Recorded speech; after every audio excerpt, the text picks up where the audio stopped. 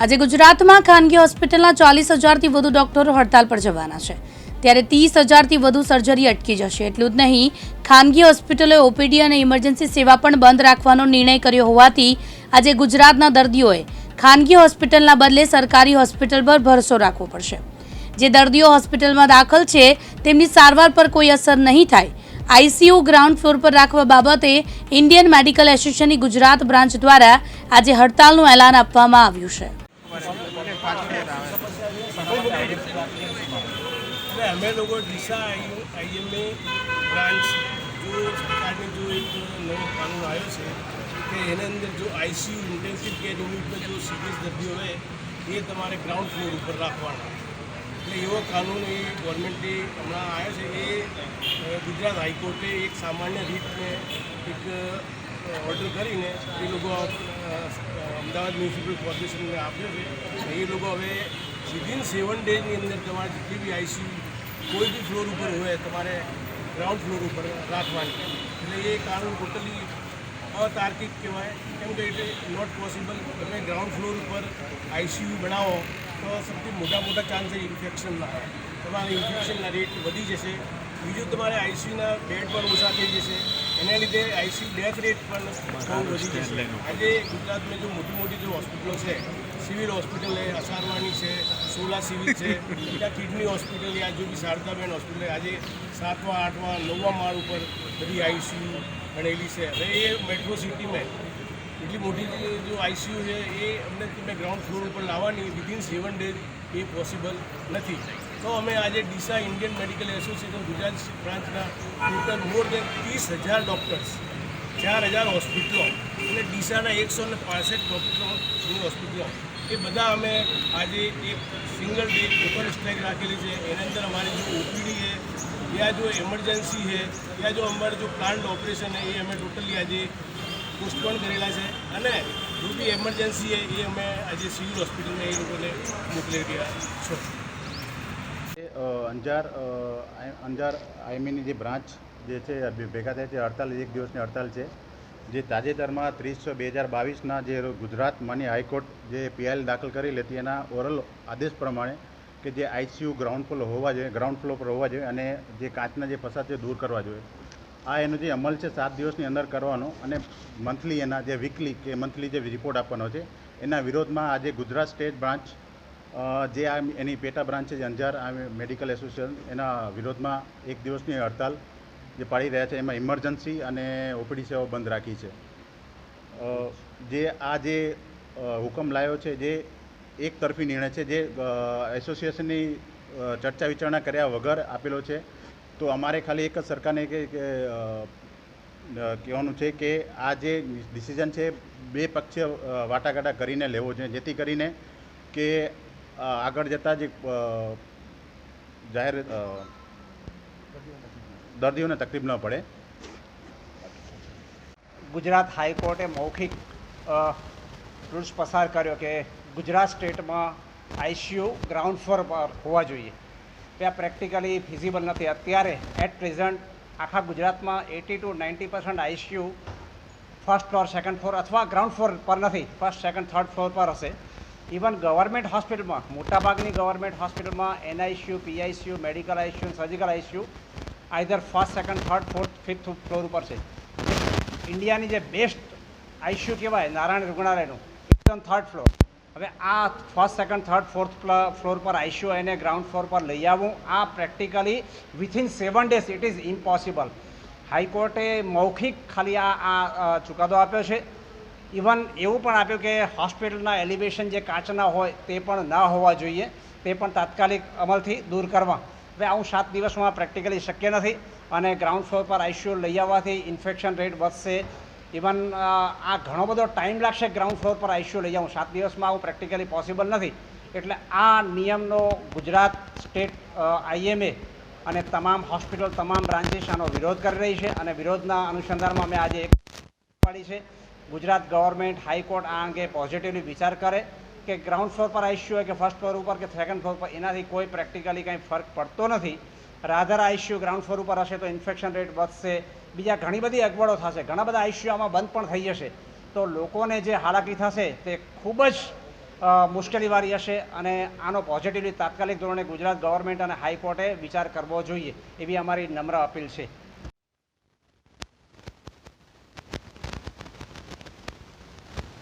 એ દર્દીઓને હેરાન કરવા માટે નથી. આ હડતાલ આ માત્ર સરકારનું ધ્યાન દોરવા માટે છે કે તમે આવા જ્યારે તજ્ઞ નિર્ણયો કે આઈસીયુ નીચે લઈ આવો, આ કરો, પેલી સુવિધા ઊભી કરો, જેનો ટ્રીટમેન્ટ સાથે કોઈ સંબંધ નથી, એવા નિર્ણયોને કારણે જ્યારે તકલીફો થશે, આઈસીયુ બંધ થશે, ત્યારે જે ફ્લો થશે દર્દીઓનો, જે ભીડ થશે, એ સરકારને સેટઅપ જે છે અત્યારે જે એક્ઝિસ્ટિંગ સેટઅપ છે એ સંભાળી શકે એમ છે નથી. એ સરકારને એ ધ્યાન દોરવા માટે આ હડતાલ કરવામાં આવી છે. એમાં દર્દીઓને હેરાન કરવાનું કે પરેશાન કરવાનો અમારો કોઈ ઈરાદો નથી. બસ આટલો મેસેજ અમારો પહોંચાડવા વિનંતી. આજરોજ 22/7/2022ના રોજ ગુજરાત રાજ્યની પ્રાઇવેટ પ્રેક્ટિસ કરતા સર્વે તબીબી મિત્રોએ પોતાની હોસ્પિટલો આજે બંધ રાખવામાં આવેલી છે. જેનું કારણ છે કે ગુજરાતની માનનીય હાઈકોર્ટે ગુજરાત સરકારને આદેશ આપેલો છે 30/6/2022ના રોજ કે ગુજરાતની તમામ હોસ્પિટલોમાં આઈસીયુ જે બીજા, ત્રીજા કે ચોથા માળે રાખવામાં આવેલું છે તે શિફ્ટ કરી અને ગ્રાઉન્ડ ફ્લોરમાં રાખવામાં આવે, તેમજ તેમાં કોઈ પણ પ્રકારનું કાચની વિન્ડો કે કંઈ ના રાખવાની તેવી ધારદાર રજૂઆત કરેલી છે. અને ગુજરાતની બધી જ હોસ્પિટલોને તાત્કાલિક ધોરણે સરકારે નોટિસ આપેલી છે અને તાત્કાલિક ધોરણે બીજા, ત્રીજા, ચોથા માળેથી આઈસીયુ નીચે રાખવાની રજૂઆત કરેલી છે સરકારે. તો અમે બધા જ પ્રતિનિધિઓ ગુજરાત ગોંડલ બ્રાન્ચ તેમજ સમગ્ર ગુજરાતના ડૉક્ટરો આજે સંપૂર્ણપણે હડતાલ રાખેલી છે. તેમાં કોઈ પણ પ્રકારની ઓપીડી સારવાર કે ઇમરજન્સી સારવાર આજે આપવામાં આવેલી નથી. જેથી અમે આ વિરોધ કરીએ છીએ, સરકારને રજૂઆત કરીએ છીએ કે આ જે કાયદો છે ગુજરાત સરકારે કે જે કોર્ટે જે ગુજરાત સરકારને આદેશ આપેલો છે તેનો અમે વિરોધ કરીએ છીએ અને કાયદાને અમે વખોડીએ છીએ. કેટલી હોસ્પિટલો બંધ છે? ગોંડલની આજે લગભગ 25થી 30 બધી પ્રાઇવેટ તેમજ સંસ્થાની હોસ્પિટલો બંધ છે અને સમગ્ર ગુજરાતની બધી જ હોસ્પિટલો આજે બંધ છે. આપનું નામ સાહેબ? મારું નામ ડૉક્ટર અનિલ કાકડિયા, બોટાદ IMA બ્રાન્ચના સેક્રેટરી. હવે અમે 22/7 આજે જે 22/7/2022 એટલે આજના દિવસે અમે સંપૂર્ણ ઇમરજન્સી અને ઓપીડી બંધ રાખી છે. હડતાલ છે જે આખા ગુજરાતમાં છે, ખાલી આ બોટાદ પૂરતું નથી. અને એ સંદર્ભ એ છે કે અમારે જે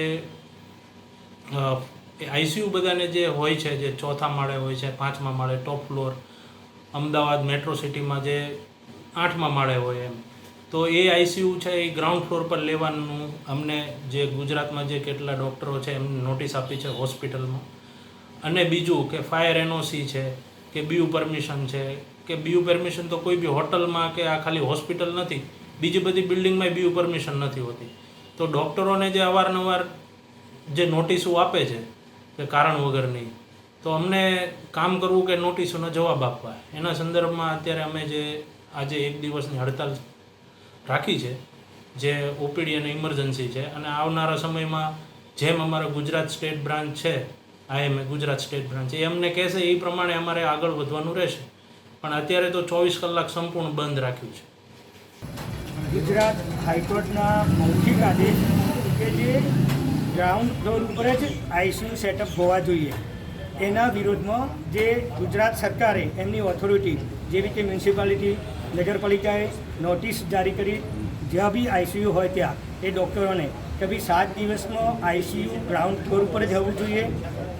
તો તેનો વિરોધ કરવા માટે ગુજરાતભરના તમામ ડૉક્ટરો કે જેમાંથી સાબરકાંઠાના 600 ડૉક્ટરોએ અમે આજે સામૂહિક સ્ટ્રાઇક પાડી છે.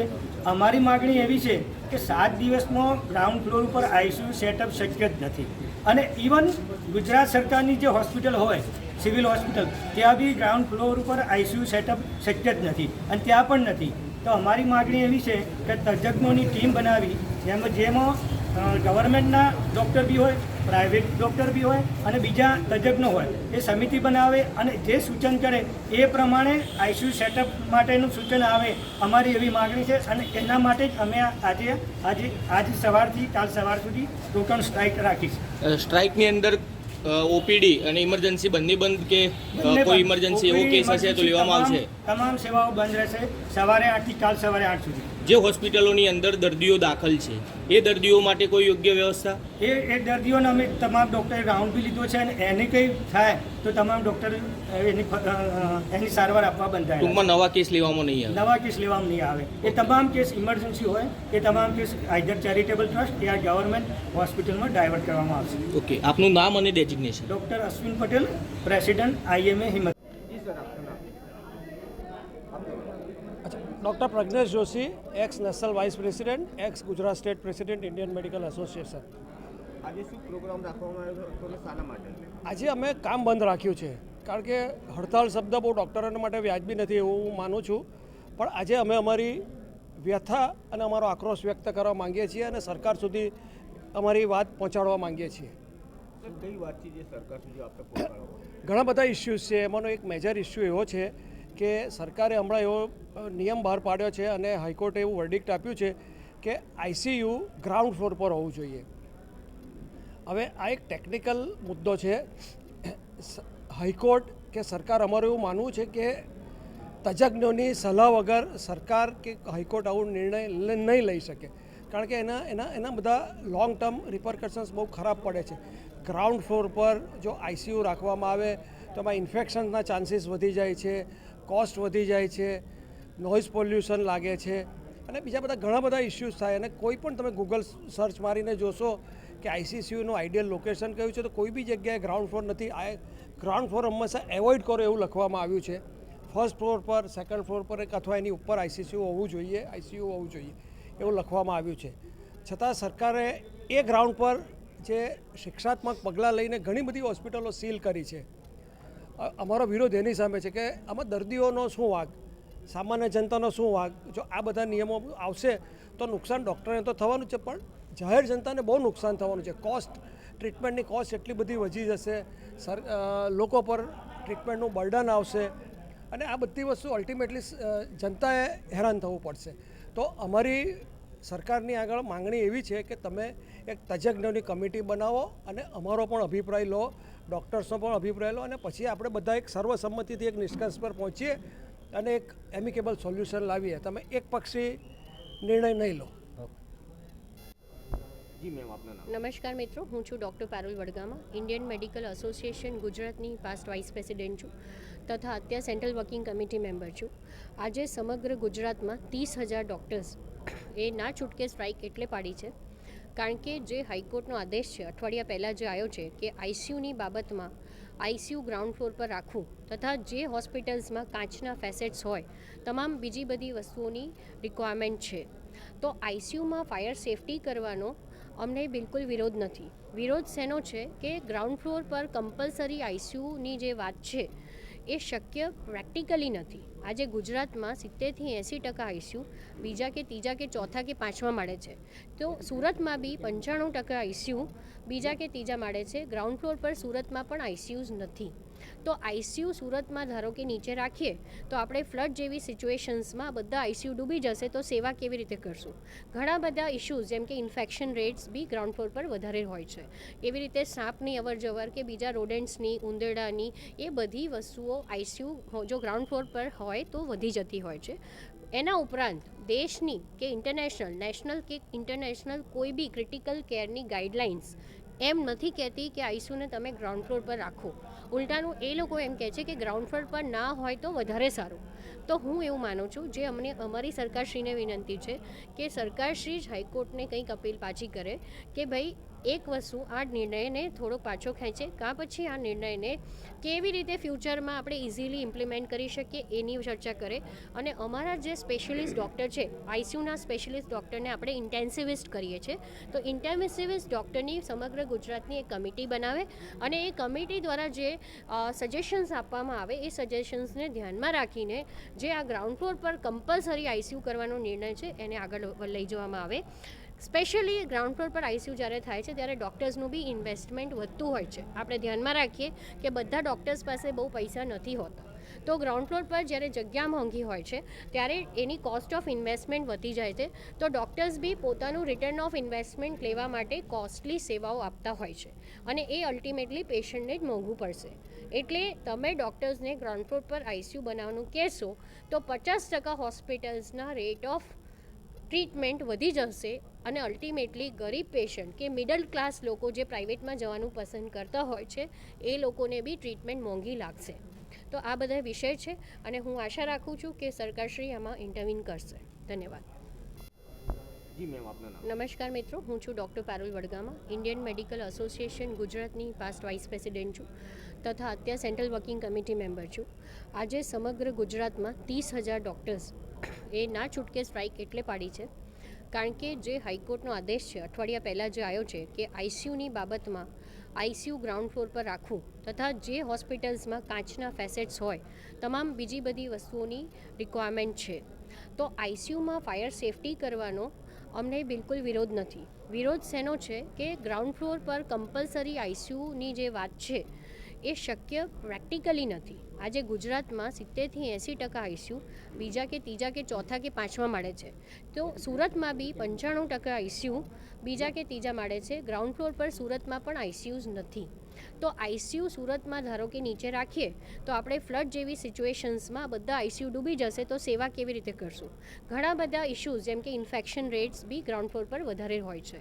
એવી રીતે સાપની અવરજવર કે બીજા રોડેન્ટ્સની, ઉંદરડાની એ બધી વસ્તુઓ આઈસીયુ જો ગ્રાઉન્ડ ફ્લોર પર હોય તો વધી જતી હોય છે.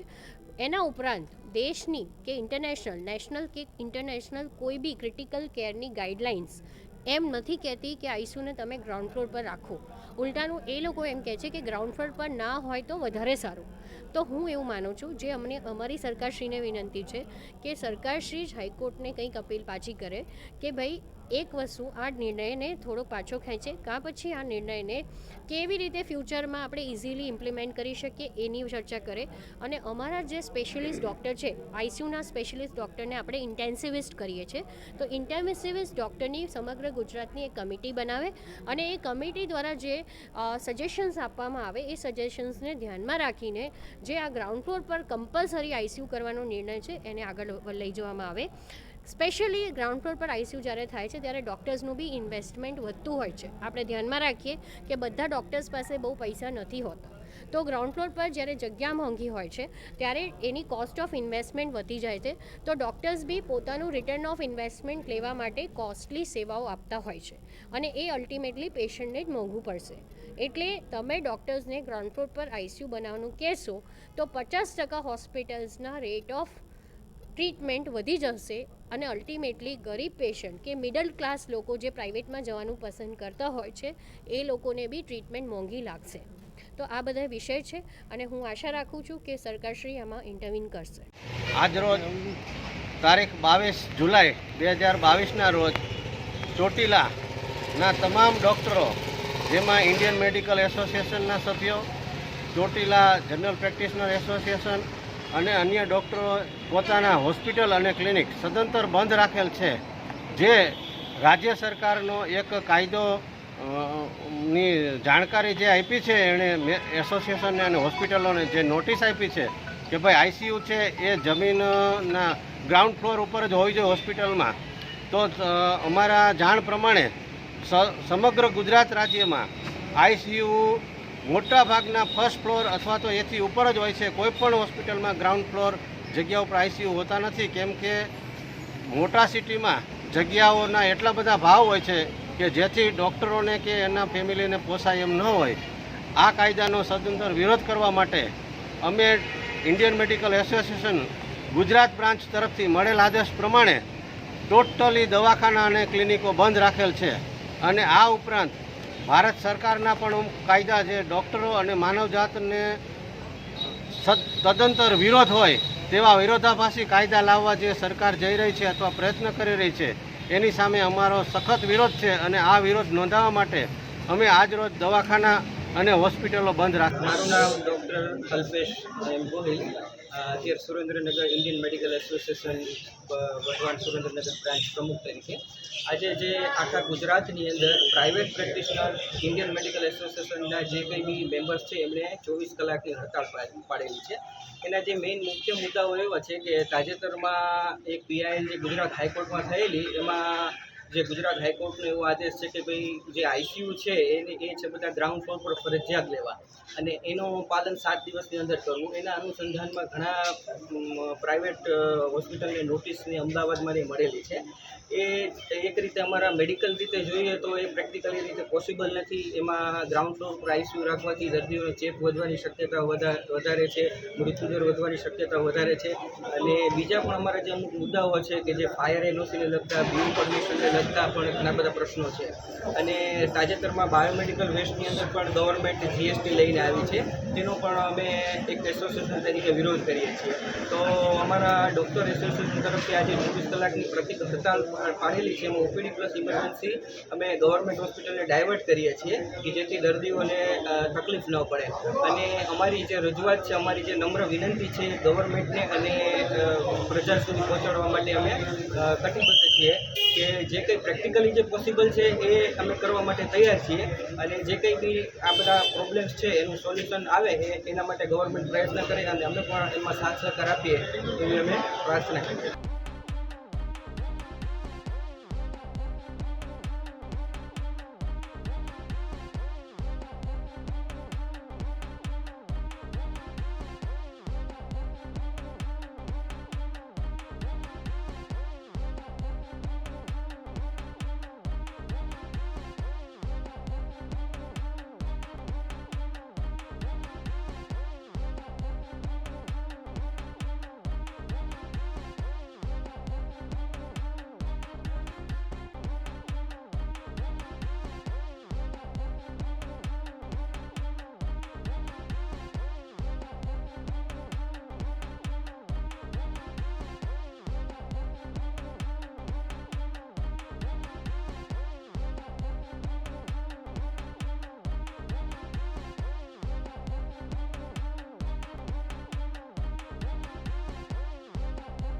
હું ડૉક્ટર રાજેન્દ્ર પટેલ, પીડિયાટ્રિશિયન ધાંગધ્રા જણાવું છું કે આજે જે અમારા ધાંગધ્રા મેડિકલ એસોસિએશન તેમજ આઈએમએની સૂચના દ્વારા જે સૂચના મળી હતી તે પ્રમાણે આજની ઓપીડી અને ઇમરજન્સી સારવાર બંધ રાખવામાં આવેલ છે.